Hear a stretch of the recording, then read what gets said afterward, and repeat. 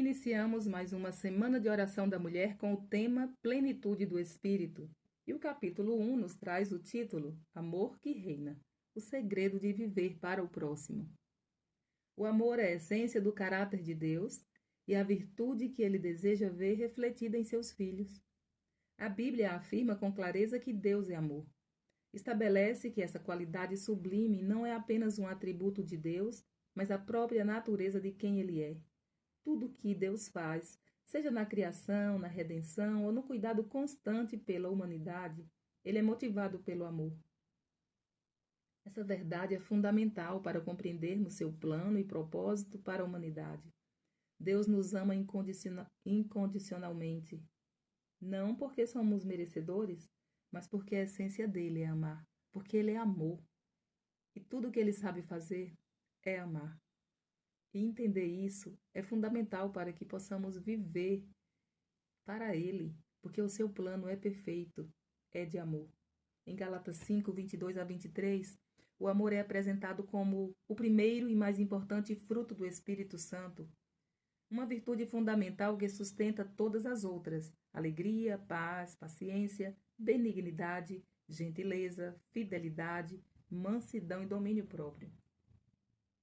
Ele é a base que possibilita que as demais virtudes floresçam em sua plenitude, conferindo profundidade e significado à presença de Deus em nossas vidas.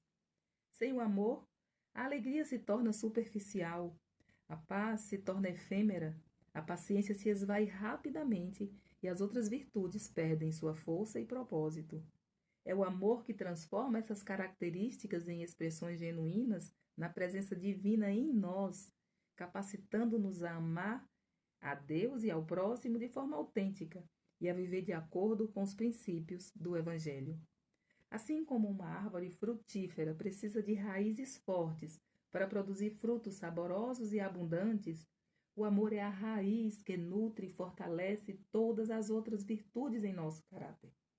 Ele é o alicerce sobre o qual construímos uma vida de fé e serviço a Deus, um amor que se manifesta em ações de bondade, compaixão e perdão.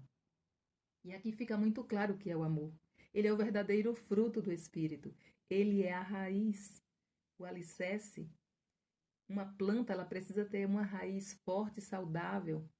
E assim é o amor, essa raiz onde todas as outras virtudes são produzidas ali por aquela raiz.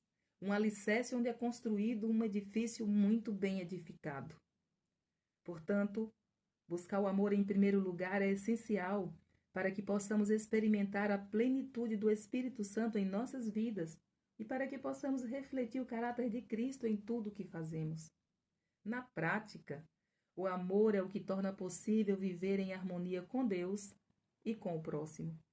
Cristo resumiu os mandamentos em duas grandes ordens baseadas no amor: amar a Deus de todo o coração, alma e mente, e amar ao próximo como a si mesmo. Mateus 22, 37 a 39. Este duplo mandamento revela que o amor não é apenas um sentimento, mas uma ação ativa que busca o bem do outro acima de interesses egoístas. Amar é servir, perdoar, ser compassivo e buscar a justiça em prol do próximo. O apóstolo Paulo, em 1 Coríntios 13, descreve o amor como a maior de todas as virtudes. Ele destaca que, sem amor, qualquer dom espiritual ou ação notável perde o sentido e o valor.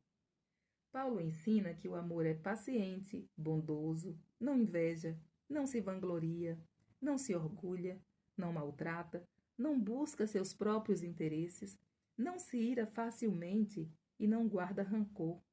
É uma descrição prática e desafiadora que nos mostra como Deus deseja que seu caráter de amor seja refletido em seus filhos. Aqui é uma representação prática de que o amor é Deus e que Deus é amor. Porque só em Jesus, só em Deus nós vimos esse amor acontecer. Só Jesus tem um amor paciente e bondoso que não inveja, que não se vangloria, que não busca seus próprios interesses. E a única forma de vivermos este amor é se estivermos ligadinhos nele, como a videira está, a vara está ligada à videira. Portanto, o amor é mais do que um ideal. É uma realidade prática que transforma a vida daqueles que se entregam a Deus. Ele nos capacita a imitar a Cristo, que é um exemplo perfeito de amor sacrificial, demonstrado de forma suprema na cruz. Através do Espírito Santo, Deus molda em nós um coração que ama genuinamente, tornando-nos instrumento de seu amor ao mundo. É esse amor que nos aproxima dele, nos une como igreja e nos fortalece para enfrentar os desafios da vida com esperança e graça. É esse milagre que nós precisamos buscar cada dia em nós. Isso é uma questão diária. A suprema importância do amor. Devido à profundidade de sua descrição sobre essa virtude, o apóstolo dá profundidade a esse dom de Deus. Ele começa por mostrar que mesmo que alguém possua dons espirituais extraordinários, como o dom de profecia, o entendimento pleno de todos os mistérios e uma fé tão poderosa que seja capaz de mover montanhas, tudo isso se torna vazio e insignificante se não estiver fundamentado no amor. Essa declaração sublinha que o amor não é apenas uma virtude adicional, mas a essência que dá valor a todas as ações e manifestações espirituais. Paulo prossegue descrevendo as características do amor verdadeiro. Ele afirma que o amor é paciente, revelando sua disposição em suportar adversidades e falhas alheias sem perder a calma. O amor é bondoso, manifestando-se em atitudes gentis e atenciosas para com os outros. Ele não inveja, ou seja, não sente ciúmes ou deseja o que pertence ao próximo. O amor também não se vangloria nem se orgulha. Ao contrário, eleva sua natureza humilde e livre de arrogância. Além disso, o amor não maltrata, mostrando que ele sempre busca ser respeitoso e tratar os outros com dignidade.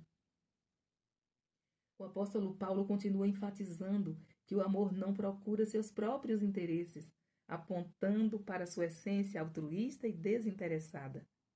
Ele também não se ira facilmente, o que significa que o amor é lento para se ofender e não ceder rapidamente à raiva.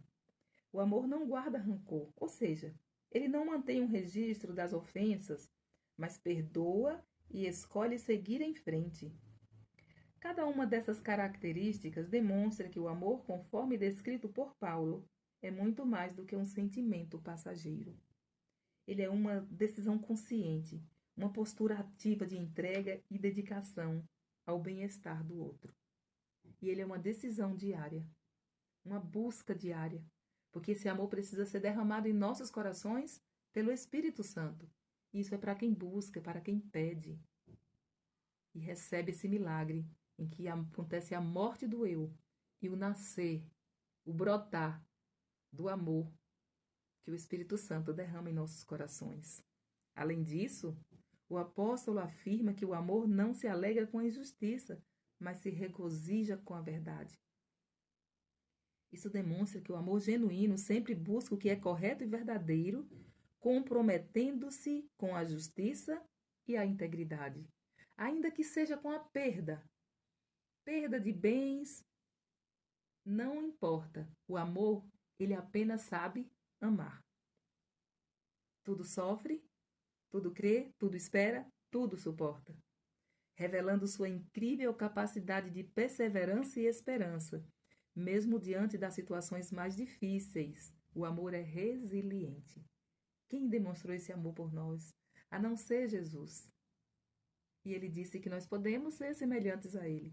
Basta contemplarmos diariamente. Ao final do capítulo, Paulo declara que o amor nunca falha. Enquanto os dons espirituais e outras manifestações temporárias passam, o amor permanece eterno, pois é a essência do próprio Deus. Ele conclui dizendo que agora, pois, permanece a fé, a esperança e o amor. Estes três, mas o maior destes é o amor. Isso reforça que o amor é o fundamento de toda a vida cristã e o reflexo mais fiel do caráter divino. Ele é eterno, e na eternidade nós apenas seremos mais cheios desse amor e viveremos nesse amor e por esse amor por toda a eternidade. Não vamos mais precisar de fé, Não vamos mais precisar de esperança, porque tudo já se completou. Mas o amor, ele é eterno. E nós precisamos viver esse amor aqui para que possamos viver por toda a eternidade. Em suma, Paulo eleva amor à posição mais elevada, demonstrando que ele não é apenas uma virtude entre outras, mas o próprio alicerce que sustenta e dá sentido à vida cristã. Esse amor, descrito em 1 Coríntios 13, serve como o padrão pelo qual todos os seguidores de Cristo são chamados a viver, refletindo o amor perfeito de Deus em suas palavras, ações e relacionamentos. Ellen White, em seu livro Caminho a Cristo, confirma que o amor é evidência de que Cristo vive em nós. A vida de Cristo que habita em nós se manifestará em amor terno e desinteressado por outros. A santa influência do Espírito de Deus no coração levará à prática de atos de bondade e benevolência. Amor altruísta. Uma das lições mais marcantes contadas por Jesus para ilustrar o verdadeiro amor é a do bom samaritano, em Lucas 10, 25 a 37. Nesta parábola, um homem judeu foi atacado por ladrões e deixado quase morto na estrada. Enquanto um sacerdote e um levita passaram de largo, foi um samaritano, membro de um grupo desprezado pelos judeus, quem demonstrou compaixão. Ele cuidou das feridas do homem, levou-o a uma hospedaria e pagou por sua recuperação. O samaritano não considerou barreiras culturais ou religiosas. Ele exemplificou o amor prático e altruísta que Jesus chama seus seguidores a demonstrar. Ellen White reforça o princípio desta história. A verdadeira religião consiste em aliviar o sofrimento, levar felicidade ao lar e nutrir os famintos. E mais uma vez, eu quero chamar a atenção de vocês para essa história. Quem era o bom samaritano? Quem era aquele homem ferido? Todos nós somos aquele homem ferido. E o único nessa terra que cumpriu os requisitos do bom samaritano foi Jesus. Ele que deixou tudo. Ele que nos livrou, que limpou as nossas feridas, nos levou a uma hospedaria e pagou toda a nossa recuperação. Ele, sim, é o bom samaritano e precisamos imitar esse bom samaritano na vida do nosso próximo. Outro exemplo de amor que transcende barreiras é encontrado na interação de Jesus com a mulher samaritana, junto ao poço. Mesmo sendo judeu, Jesus escolheu iniciar uma conversa com essa mulher, desafiando convenções sociais e preconceitos de sua época. Ele revelou-se a ela como Messias e ofereceu a água viva da salvação. Por meio de seu amor e aceitação, Jesus transformou a vida dela e, como resultado, muitos em sua cidade creram nele. Esse exemplo mostra que o amor verdadeiro não faz distinção, é incondicional. Como Ellen White escreveu, o amor de Cristo não conhece limites. E essa história vem trazendo mais uma vez uma mulher samaritana desprezada. Jesus, ele tinha os discípulos, ele tinha diálogo com os fariseus e os sacerdotes, que eram a igreja naquela época. No entanto, ele não se revelou como Messias a nenhum deles. A primeira pessoa que Jesus se revelou como Messias foi aquela mulher. Uma mulher considerada indigna, à margem da sociedade, uma mulher pecadora. Mas Jesus, em seu infinito amor, se revelou a ela como Messias. E ele se revela a mim e a você hoje e todos os dias. Ele quer que nós sejamos seus imitadores. A história de Ruth agora, Ruth e Noemi, é um belo exemplo de lealdade e amor familiar. Após a morte de seus maridos, Ruth escolheu permanecer ao lado de sua sogra, Noemi, dizendo: "O teu povo será o meu povo e o teu Deus, o meu Deus." Esse compromisso altruísta demonstrou um amor que transcendeu laços de sangue, destacando a importância de apoiar uns aos outros em tempos de adversidade. Ellen White descreve Ruth como exemplo de devoção. Sua lealdade para com Noemi foi uma expressão do amor de Deus operando em sua vida. E assim agirá todos aqueles que têm o amor de Deus operando em sua vida. O amor como fruto do Espírito. Ser cheio do Espírito Santo resulta na manifestação do amor em nossa vida. Esse amor é mais do que um sentimento, é uma decisão de servir e beneficiar o próximo. Em Romanos 5,5, Paulo declara: o amor de Deus é derramado em nossos corações pelo Espírito Santo que nos foi outorgado. Ao permitir que o Espírito Santo nos transforme, aprendemos a amar como Jesus amou. Esse amor não busca recompensas ou reconhecimento. Em vez disso, é um reflexo do amor abnegado de Cristo, que deu sua vida por nós enquanto ainda éramos pecadores. Ellen White afirma que a missão do Espírito Santo é glorificar a Cristo por meio da transformação de nossos corações e caracteres. Que coisa maravilhosa! Quando permitimos que o Espírito atue em nós, somos capacitados a demonstrar esse amor de maneira tangível e eficaz. Jesus nos chama a um padrão de amor que desafia nossa natureza humana. Amar os inimigos é um dos ensinamentos mais desafiadores de Jesus e está no coração do Evangelho. Em Mateus 5, 43 e 44, Jesus diz: vocês ouviram o que foi dito, ame o seu próximo e odeie o seu inimigo. Mas eu lhes digo, amem os seus inimigos e orem por aqueles que os perseguem. Este mandamento inverte a lógica natural da humanidade, que frequentemente responde ao ódio com ódio e busca retribuir ofensas na mesma medida. Jesus, porém, nos chama a uma vida marcada pela graça, compaixão e misericórdia. Se você não ama o seu inimigo, se você não deseja a salvação dele, se você não ora por ele, se você não está pronto, a ponto de dar a vida por seu inimigo, você ainda não aprendeu a ser semelhante a Jesus. Você ainda não recebeu o amor de Deus em seu coração, da forma plena. Por isso, nós estamos nessa semana vivendo e estudando sobre a plenitude do Espírito. E o Senhor quer que vivamos plenamente no Espírito. O amor, o verdadeiro amor na nossa vida se revela dessa forma, quando estivermos dispostos a dar nossa vida pelo nosso inimigo. Orarmos pela salvação dele como oramos pela nossa. É difícil, é impossível para nós, mas recebendo pelo Espírito Santo, tudo isso se torna uma realidade para cada um de nós. É só buscarmos de todo o coração. A inspiração reforça esse ensinamento. O amor cristão não é um impulso, é um princípio divino. Amar os inimigos reflete o caráter de Deus.